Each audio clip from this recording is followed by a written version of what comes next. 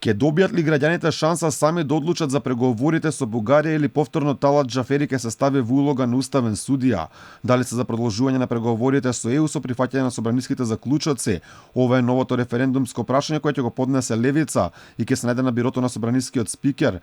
Тој претходно отфрли иницијативата на ВМРО ДПМН за референдум. Тавовите на Џафери се исти како оние на владачката СДСМ, која што и ова ново прашање сама си го оцени како неуставно, порачувајќи дека немало да дозволат успех на евентуалниот референдум. За среќа на граѓаните, ова е уште еден неуспешен обид и овој обид нема да помине. Државата ќе продолжи понатаму кон европскиот пат, секако со сите придобивки кои што ги носи овој процес.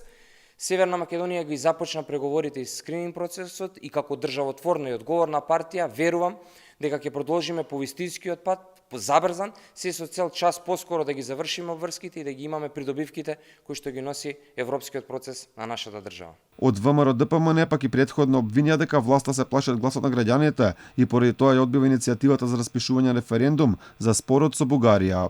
Ковачевски избега од референдум затоа што ќе излезеа 1 милион луѓе и тој ќе мораше потоа да си поднесе оставка. Талат Џафери влезе во правни гимнастики и испокрши деловник за работа на собранието. Го прекрши законот за референдум и устав, само за да му помогне на Ковачевски да ја спаси фотелјата за некој месец. Од Левица, која треба да ја поднесе иницијативата за референдум, порачуваат дека тоа е последното оружје кое стои на располагање. Велат дека голем број граѓани се против она што го прави власта, поради што постои стравка и СДСМ.